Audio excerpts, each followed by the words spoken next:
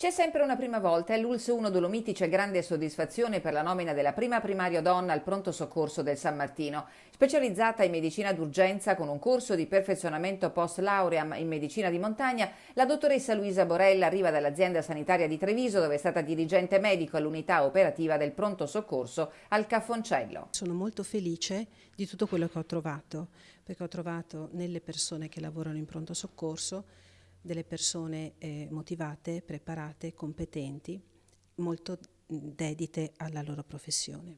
Vicentina, originaria di Bassano del Grappa, la dottoressa Borella sostituisce il dottor Guigù da 3 mesi in pensione. È un motivo sicuramente di soddisfazione come azienda di essere riusciti a esaurire tutte le fasi della complessa procedura di selezione del direttore dell'unità operativa del pronto soccorso di San Martino di Belluno. Iter velocissimo nonostante gli annosi problemi di reperimento del personale medico che valgono per Belluno, per il Veneto e che si estendono a tutto lo stivale. Dopo le iniziative che con coraggio anche la nostra regione ha messo in pista, ci auguriamo che finalmente vengano adottate delle decisioni che ci consentano anche di vedere con maggior anche tranquillità anche la gestione delle nostre unità operative. Valorizzazione del personale, costruzione di una sanità integrata con il territorio e gli obiettivi della neoprimario del pronto soccorso del San Martino,